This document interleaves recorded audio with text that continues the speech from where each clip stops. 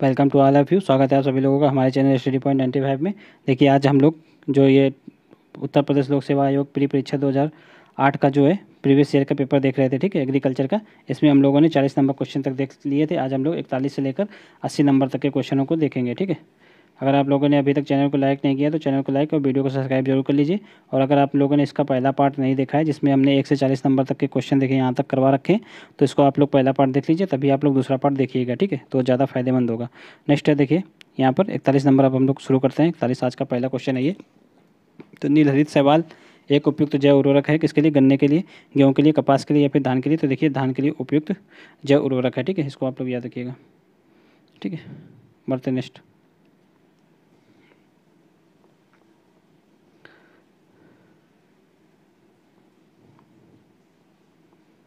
ये देखिए नीलहरित शैवाल किसके लिए? तो धान के लिए। एजोटोबैक्टर किसके लिए? गेहूँ, सरसों, कपास के लिए, ठीक है। एक मिनट इसको हम जूम कर लेते हैं। देखिए अगर आप लोग को इसका स्क्रीनशॉट लेना है तो स्क्रीनशॉट ले लीजिए आप लोग, काफ़ी अच्छी चीज़ें यहाँ पर लिखी हैं, ठीक है। एजोस्पर्जिलम, ठीक है, तो ये किसके लिए? ज्वार बाजरा। धान के लिए राइजोबियम, जितनी भी दालें होती हैं उन सब के लिए राइजोबियम का यूज होता है। निम्नलिखित नेक्स्ट है, एरिडोसॉल मृदाएं मुख्यतः पाई जाती हैं। एरिड मीन्स क्या होता है? सूखा होता है, एरिड मीन्स। तो इससे आप लोग क्या अंदाजा लगा सकते हैं? तो सूखा सबसे ज़्यादा कहाँ? राजस्थान में पाया जाता है। राइट आंसर क्या होगा? राजस्थान हो जाएगा। देख लीजिए यहाँ पर एरिडोसॉल मृदा राजस्थान में पाई जाती है, राइट आंसर ए हो जाएगा। मॉलीसॉल मृदा कहाँ पर पाई जाती है? मॉलीसॉल मृदा में अधिकता किसकी होती है ये पूछा गया यहाँ पर। तो जैविक पदार्थों की, कैल्शियम कार्बोनेट की, लवणता की या फिर अम्ल की? तो इसमें देखिए जैविक पदार्थों की अधिकता होती है, ठीक है, मॉलीसॉल मृदा में। इसको भी आप लोग याद रखिएगा। नेक्स्ट है, लेटेराइट मृदा में प्रचुरता होती है किसकी? ऑप्शन है लेटेराइट मृदा में, ठीक है, ये अम्लीय मृदा होती है। ऑप्शन है मोरिलोनाइट या फिर कायोलिनाइट या फिर इलाइट या फिर क्लोराइट। तो देखिए इसका राइट आंसर क्या हो जाएगा? देखिए ये जो है मोरिलोनाइट ये कहाँ पे होता है? ये काली मृदा में होता है, ठीक है। ये इलाइट जो है ये कहाँ पे होता है? ये जलोढ़ मृदा में होता है, ठीक है। इसका राइट आंसर क्या हो जाएगा? इसका राइट आंसर हो जाएगा कायोलिनाइट, ठीक है। क्लोराइट ये कहाँ होता है? ये क्षारीय मृदा और जो लवणीय मृदाएं होती हैं उनमें ये पाया जाता है, ठीक है। ये देखिए यहाँ पर जो क्षारीय मृदा, लवणीय मृदा या फिर रेगिस्तानी मृदा जो होती हैं उनमें क्लोराइट पाया जाता है। क्लोराइट और इलाइट दोनों पाए जाते हैं, ठीक है। लेटेराइट मृदा में कायोलिनाइट पाया जाता है, ठीक है। बढ़ते नेक्स्ट। नेक्स्ट देखिए जो है धान गेहूँ, ठीक है, फसल सिस्टम जो है वो मुख्य रूप से मतलब मुख्य फसल सिस्टम किस एरिया का है? समुद्री क्षेत्र, पश्चिमी भारत, उत्तरी भारत या फिर दक्षिणी भारत? तो ये देखिए उत्तरी भारत का है। उत्तरी भारत में अगर धान गेहूँ एक ही वर्ष में उगाया जाता है ज़्यादातर, तो इसकी क्रॉपिंग इंटेंसिटी कितनी हो जाएगी? क्रॉप की संख्या ऊपर, इंटेंसिटी नीचे, कि मतलब एक वर्ष में हो रही, वर्ष की संख्या नीचे, इंटू 100। तो इसको कितना आएगा इसका? 200%, ठीक है। क्रॉपिंग इंटेंसिटी कितनी आएगी? 200% आएगी, ठीक है, धान और गेहूँ की। बढ़ते नेक्स्ट है, धनायन विनिमय क्षमता सर्वाधिक होती है तो किसमें होती है? जलोढ़ मृदा में, कपास की काली मृदा में, लेटेराइट मृदा में, फिर लाल मृदा में। तो देखिए जिसका जितना पीएच अधिक होगा जिस मृदा का, तो उसकी धनायन विनिमय क्षमता उतनी ही अधिक होगी। तो यहाँ पर जो है कपास की काली मृदा एक क्षारीय मृदा है, ठीक है, क्षारीय का पीएच अधिक होता है, 7 से ऊपर होता है, तो इसलिए इसका कपास हो जाएगा आंसर, कपास की काली मृदा। और लेटेराइट मृदा, लाल मृदा, ये दोनों अम्लीय मृदा हैं, यानी कि इनका पीएच तो 7 से कम ही होगा, तो इसका इनका धनायन तो अधिक हो ही नहीं सकता, ठीक है।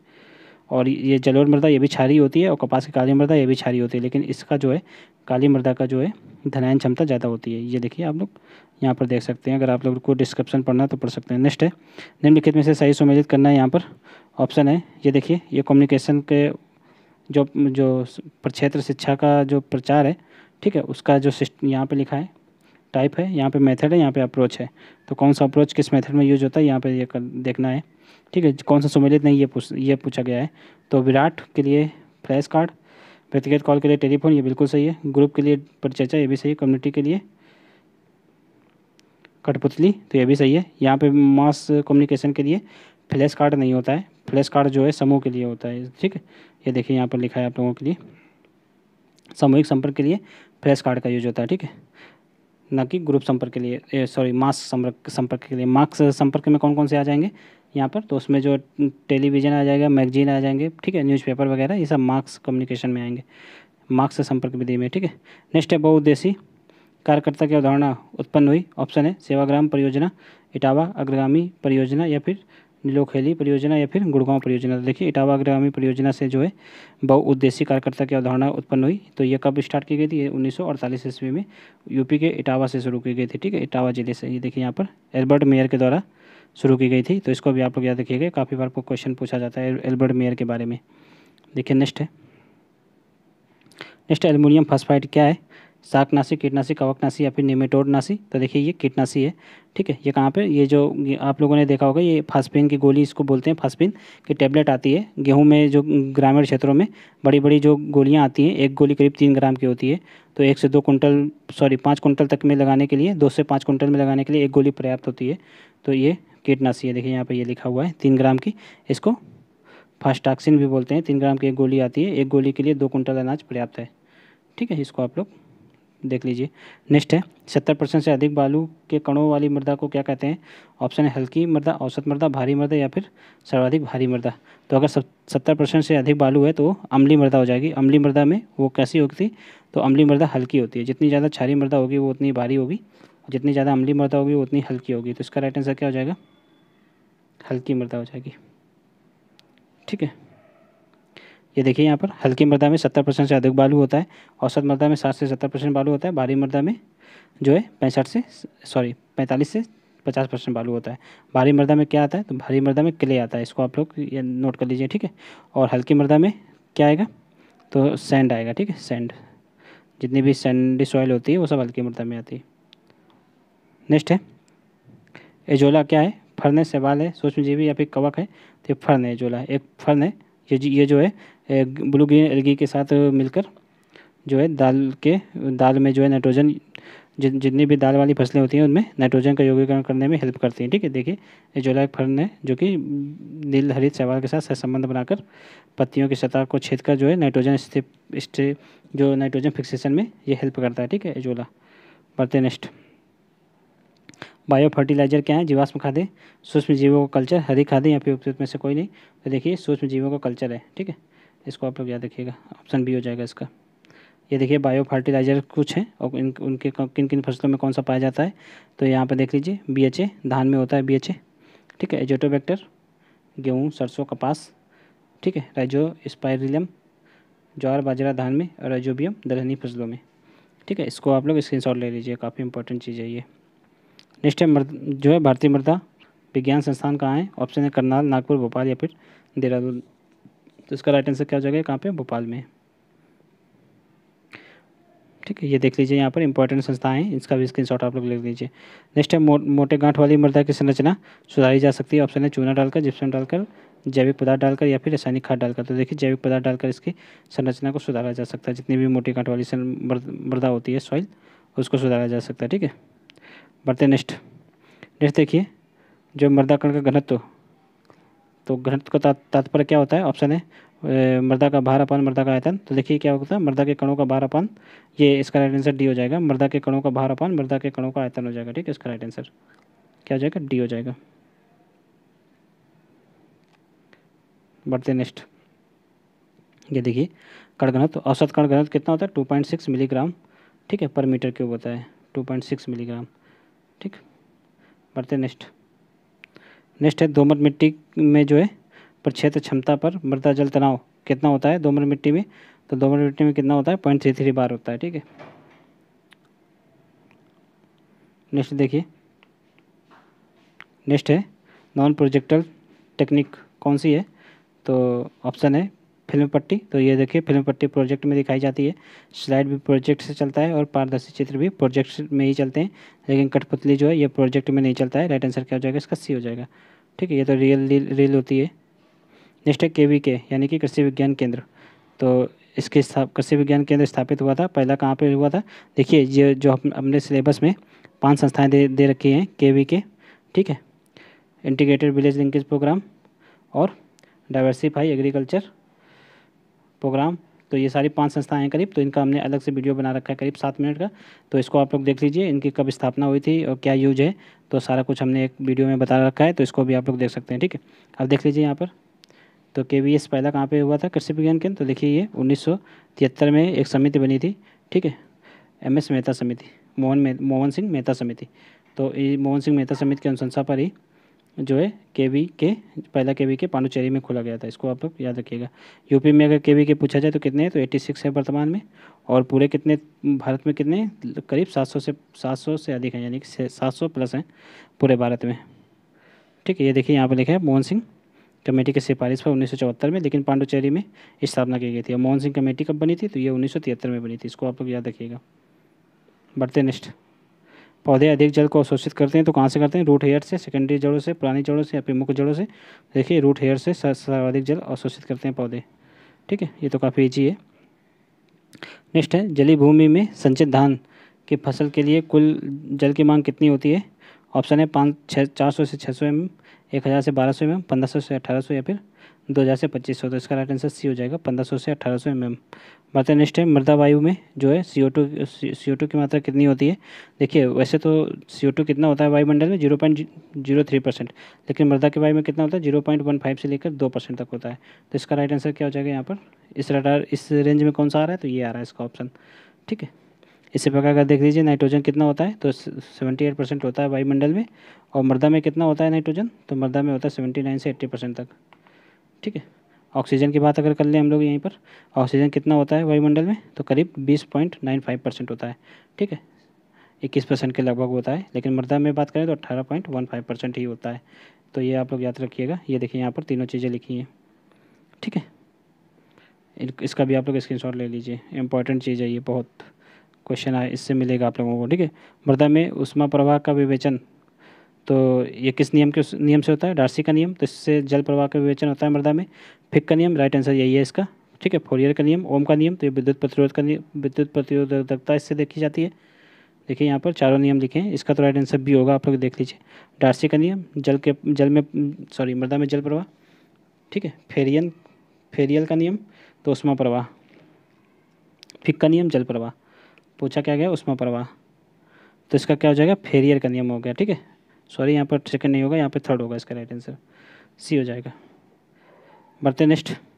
हवा का तापक्रम लगातार अंकित किया जाता है।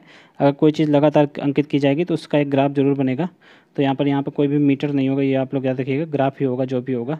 तो अब यहाँ पर देख लेते हैं हाइग्रोग्राफ। तो ये तापक्रम नहीं है। हाइग्रो मीन्स क्या होता है? आर्द्रता का ग्राफ बनता है। थर्मो यही ताप का होता है। ठीक है, थर्मोग्राफ हो जाएगा इसका राइट आंसर। बैरोग्राफ, तो ये दाब का ग्राफ होगा। बैरोमीटर दाब के लिए होता है, तो बैरोग्राफ दाब का ग्राफ होगा। तो इसका राइट आंसर क्या हो जाएगा? बी हो जाएगा। ठीक है, थर्मोग्राफ। बढ़ते नेक्स्ट। जल प्लावित मृदाओं में कमी होती है। ऑप्शन है जिंक की, आयरन की, मैंगनीज की या फिर फास्फोरस की। तो देखिए जितनी भी जल प्लावित मृदाएँ होती हैं उनमें जो है जिंक की कमी होती है, ये देखिए। और जितनी भी अम्लीय मृदाएँ होती हैं, उनमें मॉलिब्डेनम की कमी होती है। इसको पहले हम लोगों ने देख चुके हैं पहले सेट में। मॉलिब्डेनम, नाइट्रोजन, फास्फोरस, ठीक है, पोटेशियम, सबकी कमी होती है अम्लीय मृदाओं में। बढ़ते नेक्स्ट। अम्लीय मृदाओं में अधिकता अगर पूछा जाए तो आयरन और मैग्नीज की अधिकता होती है। इसको भी आप लोग याद रखिएगा। और जल प्रभावित मृदाओं में किसकी कमी होती है? तो जिंक की होती है। सारा कुछ यहाँ पर हमने आप लोगों को बता दिया। बढ़ते हैं, मृदा में अधिकता में पाया जाने वाला जीवाणु कौन सा है? ऑप्शन है वायरस, सूक्ष्मजीवी, कवक या फिर केचुआ। तो देखिए बैक्टीरिया ही पाया जाता है अधिकतम। ठीक है, यहाँ पे जीवाणु लिखा भी है, ऑर्गेनिज्म, तो बैक्टीरिया पाया जाता है। इसका राइट आंसर क्या हो जाएगा? सी हो जाएगा। ठीक है, बढ़ते नेक्स्ट है। एक संतृप्त मृदा में हवा जल इंटरफेरेंस का जल तनाव कितना होता है? तो ये देखिए ऑप्शन है 0 बार, 1/3 बार, 15 बार या फिर 33 बार। तो इसका राइट आंसर क्या हो जाएगा? 0 बार होगा इसका राइट आंसर। ठीक है, ए हो जाएगा इसका राइट आंसर। बढ़ते नेक्स्ट देखिए। नेक्स्ट निम्नलिखित में से कौन सा जो है सिस्टमिक कीटनाशी है? ऑप्शन है gamma, benzene hexachloride, malathion, endosulfan या फिर फास्फोमिडान। तो सिस्टमिक कौन सा है? फास्फोमिडान। ठीक है, एंडोसल्फान, मेलाथियान और पैराथियान, ये तीनों क्या हैं? तो ये तीनों सिस्टमेटिक नहीं है। देखिए यहाँ पर ये लिखा है मेलाथियान, पैराथियान, एंडोसल्फान, ये स्पर्श विष हैं। ठीक है, जो मतलब कि अगर कीटों के त्वचा पर पड़ जाते हैं तो वो एब्जॉर्ब हो जाते हैं उनके त्वचा पर, और उसी से जो है कीटों की मृत्यु हो जाती है। और यहाँ पर सिस्टेमिक पूछा गया है, राइट आंसर क्या हो जाएगा? फास्फेमिडॉन, राइट आंसर डी हो जाएगा। इसको हमने पहले ही बता दिया है। अगर और एक यहाँ पर देख लीजिए मेटासिस्टोन, तो यहाँ से सिस्ट निकाल लीजिए आप लोग, तो यहाँ से सिस्ट निकल आएगा। तो ये मैचिंग कर सकते हैं आप लोग, तो इसको आप लोग आसानी से याद कर सकते हैं। इसको ट्रिक से, थोड़ी सी ट्रिक है ये। नेक्स्ट है, अत्यधिक नुकसानदायक मृदा अपर्दन कौन सा है? ऑप्शन है रिले अपर्दन, परतदार अपर्दन, उच्छलन अपर्दन या फिर जलप्रपात अपर्दन। तो देखिए यहाँ पर परतदार अपर्दन जो है ज़्यादा नुकसानदायक होता है, क्योंकि इसमें जो है परत ऊपर की जो मृदा बह जाती है, तो इससे जो है पोषक मृदा जो है, जिसमें पोषक तत्व चूँकि ऊपर ही होते हैं ना मृदा में, तो वो भी सारे बह जाते हैं। तो सबसे ज़्यादा नुकसानदायक यही होती है, परत अपरदन। ठीक है, बढ़ते नेक्स्ट है 1 मीटर मृदा जिसका भार जो है 1.4 मिलीग्राम है, तो उसका आभासी घनत्व तो कितना होगा, यानी कि बल्क डेंसिटी पूछी गई है। तो बल्क डेंसिटी जो होती है वो मृदा का जो है उसका जो है आयतन के बराबर ही होती है। तो उसका राइट आंसर यही हो जाएगा 1.4 ही, जिसमें 1.40 है वही हो जाएगा। देखिए यहाँ पर बल्क डेंसिटी जो है एक इकाई में मृदा, एक इकाई के आयतन में जो है एक इकाई आयतन का भार जितना होगा मृदा का, वही उसकी बल्क डेंसिटी होती है। तो राइट आंसर का सी हो जाएगा। नेक्स्ट है सूखी मृदा की विशिष्ट ऊष्मा लगभग कितनी होती है। ऑप्शन है 1 कैलोरी प्रति ग्राम, 0.1 या फिर 0.2 या फिर 0.5। तो इसकी कितनी होगी, डी का राइट आंसर हो जाएगा 0.2 होती है। ठीक है, नेक्स्ट है नाइट्रिफिकेशन अवरोधी है, तो कौन सी है। ऑप्शन है सरसों खली, अलसी की खली, नीम की खली या फिर मूंगफली की खली। तो नीम की खली होती है। ठीक है, ये तो पहले भी बता चुके हैं हम। ठीक है, यहाँ पर देख लीजिए नेक्स्ट है वर्टिसोल पाई जाती है उत्तराखंड में। वर्टिसोल कहाँ पाया जाता है, उत्तराखंड में, मध्य प्रदेश में, पंजाब में या फिर हरियाणा में। तो वर्टिसोल किसको बोलते हैं, तो काली मृदा को। तो काली मृदा कहाँ पाई जाती है, तो इसका राइट आंसर क्या हो जाएगा, मध्य प्रदेश में। ठीक है, गुजरात, पश्चिमी मध्य प्रदेश, महाराष्ट्र वगैरह में काली मृदा पाई जाती है। देखिए वर्टिसोल मुख्यतः काली मृदाएँ आती हैं वर्टिसोल के अंतर्गत। बढ़ते नेक्स्ट है जो है पूर्णतया पके टमाटर के लाल फलों का रंग किस पिगमेंट के कारण होता है। टमाटर का लाल रंग यहाँ पे पूछा गया है, पूर्णतया पके हुए। तो ऑप्शन है कैरोटीन, एंथ्रोसाइनिन या फिर लाइकोपिन या फिर कोई नहीं। तो लाइकोपिन के कारण होता है टमाटर का लाल रंग। ठीक है, एंथ्रोसाइनिन ये गाजर का लाल रंग जो होता है वो एंथ्रोसाइनिन के कारण होता है। कैरोटीन गाजर, ये भी गाजर का ही होता है। बढ़ते नेक्स्ट, एंथ्रोसाइनिन किसका होता है, गाजर और प्याज का लाल रंग, ये देखिए। और लाइकोपिन टमाटर का। तो यहाँ पर देख लीजिए आप लोग, गाजर और प्याज का लाल रंग जो है एंथ्रोसाइनिन के कारण होता है। कुकर, यहाँ पर देख लीजिए, हल्दी का पीलापन कुकरमिन। ठीक है, आइसोसाइनेट के कारण जो है मूली का तीखापन, कैप्साइसिन के कारण जो है मिर्च के चरपराहट, और एलाइल प्रोपाइल डाइसल्फाइड तो प्याज की गंध। ठीक है, कैरोटीन गाजर का नारंगी रंग। तो इसको आप लोग देख लीजिए। नेक्स्ट है फसल स्थापना के लिए जो है FIRB विधि। FIRB यानी कि ये कहाँ पे किसके द्वारा विकसित की गई थी। ऑप्शन है पंतनगर, करनाल या फिर दिल्ली या फिर कानपुर। तो ये देखिए करनाल के द्वारा की गई थी FRBM। ठीक है, इसका क्या फुल फॉर्म होता है, फैरो इरिगेशन सिस्टम होता है शायद। ठीक है, तो इसको करनाल के द्वारा विकसित किया गया था। ये देखिए यहाँ पर लिखा है फैरो इरिगेटेड राइस बेड होता है। ठीक है, मरते नेक्स्ट है जो है सल्फोसल्फ्यूरान का उपयोग किया जाता है। तो किसके स्थान पर सल्फोसल्फ्यूरान का यूज होता है, तो बीटा क्लोर के स्थान पर, या फिर फ्लोरोमेट्रियन के स्थान पर, या फिर आइसोप्रोट्रान के स्थान पर, या फिर कोई नहीं। तो देखो सल्फर सल्फ्यूरान का यूज होता है जो आइसोप्रोट्रान के स्थान पर। ये जो है जो गेहूं में एक रोग होता है गेहूँसा, तो उसके लिए ये होता है। तो जो गेहूँसा रोग है, जो गेहूँसा खरपतवार होता है, ये वीट होता है। तो ये जो है आइसोप्रोट्रान के प्रति प्रतिरोधी क्षमता इसके अंदर आ गई है, इसके अंतर्गत आ गई थी, इसलिए अब इसके लिए सल्फर सल्फ्यूरान का यूज होता है। नेक्स्ट है वनस्पति गुप्तावस्था पाई जाती है। ठीक है, वेजिटेटिव लेग फेस, तो किसमें पाई जाती है। ऑप्शन है धान की प्राचीन किस्मों में, या फिर संकर धान में, या फिर नवीनतम बौनी प्रजाति में, या फिर उपयुक्त में से सभी में। तो किसमें होगी इसमें, ये जो है धान की जो है प्राचीन देसी किस्में होती हैं उनमें पाया जाता है। ठीक है, ये बढ़ते नेक्स्ट, दाने के लिए ज्वार की बुआई का उपयुक्त समय क्या है। तो दाने के लिए ज्वार की बुआई, देखिए ज्वार की बुआई जो है चारे के लिए भी की जाती है, दाने के लिए भी की जाती है। ठीक है, इसलिए यहाँ पर लिखा है ऐसा। तो जून, जुलाई, अगस्त, सितंबर। तो दाने के लिए क्या होगी, तो देख लीजिए यहाँ पर जुलाई होगा। ठीक है, बढ़ते नेक्स्ट है गोल्डन धान में जो है अधिक पाया जाता है। तो ये तो काफ़ी जी है, तो काफ़ी बार आ चुका है ये। तो विटामिन ए हो जाएगा इसका। नेक्स्ट है आलू की फसल जो है, आलू की फसल के खेत में जो है मेड़ी चलाते समय कद्दू वर्गीय फसलों का बोना तो क्या कहलाता है। तो इसका राइट आंसर क्या हो जाएगा, मिलवा फसल, समांतर फसल, रिले फसल या फिर क्रमबद्ध फसल। तो इसका रिले क्रॉपिंग हो जाएगा इसका राइट आंसर। रिले क्रॉपिंग देखिए इस तरह होती है, यानी कि एक फसल पक्की कट नहीं पाती है, दूसरी फसल लगा दी जाती है, फिर इसको काटने से पहले तीसरी फसल लगा दी जाती है। ठीक है, तो इसको रिले क्रॉपिंग बोलते हैं। तो इसका राइट आंसर क्या हो जाएगा, यानी कि आलू की फसल में जो है मेड़ी चलाते समय ही जो है कद्दू की वर्गीय फसल को बो दिया जाता है। ठीक है, राइट आंसर इसका सी हो जाएगा। बढ़ते हैं नेक्स्ट और लास्ट क्वेश्चन है आज का। फिर इसके बाद हम लोग जो है 80 से लेकर 120 तक बाद मतलब लास्ट सेट में इसके कर लेंगे हम लोग। देखिए यहाँ पर लेवा क्रिया की जाती है धान में, गेहूं में, मक्के में या फिर उपयुक्त में से कोई नहीं। लेवा क्रिया यानी पुडिंग, पुडिंग धान में होती है। पुडिंग धान का मतलब इसमें होता क्या है, इसमें जो धान के खरपतवार होते हैं उनको समाप्त किया जाता है पुडिंग प्रक्रिया के द्वारा। ठीक है, चलिए अब मिलते हैं नेक्स्ट क्लास में। तो आप लोग वीडियो को लाइक और चैनल को सब्सक्राइब जरूर कर लीजिए। ठीक है, चैनल को सब्सक्राइब जरूर कर लीजिए। चलिए मिलते हैं नेक्स्ट क्लास में।